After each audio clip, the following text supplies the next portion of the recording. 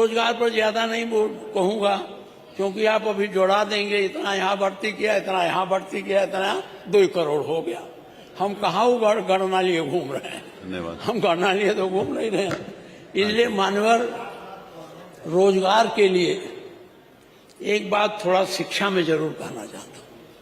शिक्षा में मानवर प्राथमिक शिक्षा के तो आपने व्यवस्था देखी है, लेकिन उच्च शिक्षा में अगर आप व्यवस्थित नहीं करेंगे तो उच्च शिक्षा शोध का भी करता है, नए नए आविष्कार करता है, उसके लिए उसको बजट देना चाहिए। और जब मैं उठाता हूं का बजट तो शोध के लिए बचते नहीं जाता। आजकल शोध पर आप बजट बनाएंगे, जितने दुनिया के देश आगे बढ़े हैं उन्होंने इन्वेंशन पर, शोध पर काफी पैसा खर्चा किया है और उनसे वो शोध करके नए नए तरीके निकाले हैं और उससे वो विकसित हुए हैं। तो हमको उच्च शिक्षा में इस पर ध्यान देने की जरूरत है। अब मानवर रोजगार एक चीज है, अगर आप आउटसोर्सिंग के लेते हैं तो जरूरी है कंपनी को रुपया दे दें। मान लीजिए आप 14,000 देते हैं तो सीधे उसी को दे दीजिए। आप कंपनी को देते हैं, कंपनी वाला 3,000 काट लेता है, यही नहीं करता, उसका पीवीएफ नहीं देता। मेरे नगर पंचायत में मैं सवाल करते करते हार गया, पंडित जी तो आज है ही नहीं, एक भी निस्तारण नहीं होता। वो जैसे रहा वो आदमी, उसको पीवीएफ मिलना चाहिए, प्रॉब्लम में नहीं देते हैं। वो दूसरा कमेटी बना, दूसरा आदमी बुला लेते हैं, उनको 2 वर्ष के बाद। तो ये सब आउटसोर्सिंग कम करिए।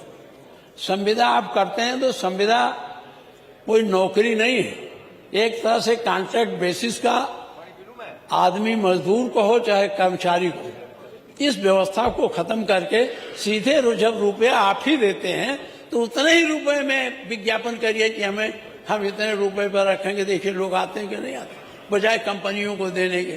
कंपनी वाले माला माल हो जा रहे हैं, कार लेके घूम रहे हैं। मनवर कानून व्यवस्था पर मैं कहना चाहता हूं, कानून व्यवस्था के लिए इतनी बड़ी धनराशि आप खर्च करते हैं। पहले एक थाने में 13 सिपाही होते थे और एक सब इंस्पेक्टर होता था, एक मुंशी होता था।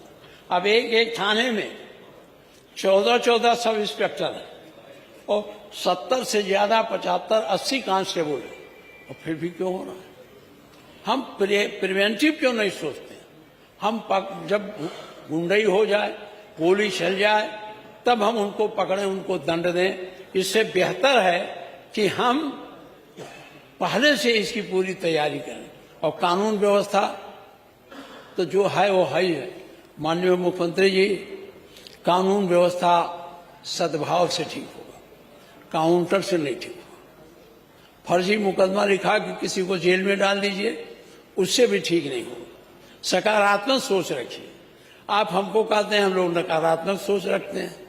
आपको हम कहते हैं आप सकारात्मक रहिए। अगर आप सकारात्मक रहें तो प्रदेश बहुत मायने में अच्छा हो जाए।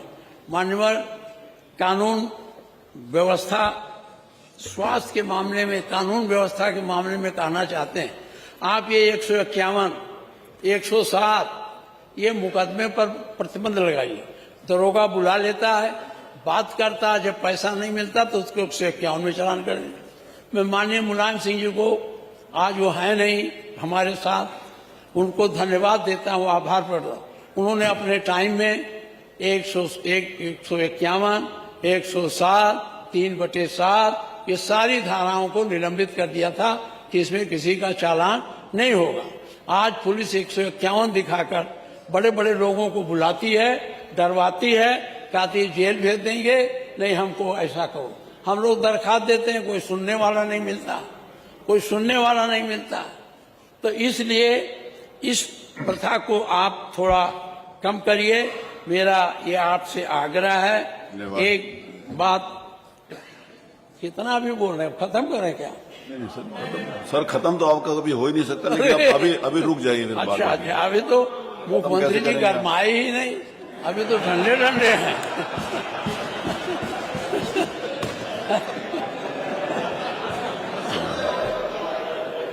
आज ठंडी ठंडी बात हुई है ना। गर्म बात होती तो धन्यवाद। माननीय आप मुख्यमंत्री जी, हमेशा अच्छी बात करते हैं।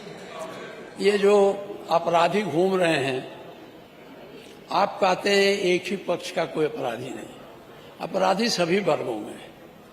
आपके यहाँ दृष्टिकोण बन गया है कि यादव हो और मुसलमान हो तो अपराधी होगा। आप अभी कह देंगे, फौरन कह देते हैं, लेकिन ये ऐसा नहीं है। आपको गंभीरता सोचना है। ये वोट के राजनीति से अपराधी नहीं होता। अपराधी सभी में है, अपराधी सभी दलों में, सभी वर्गों में, सभी जातियों में। दो को क्यों सीमित करते हैं? अच्छा, आप घर गिरवा रहे हैं क्योंकि जब आपने कह दिया किसी का घर नहीं गिरेगा,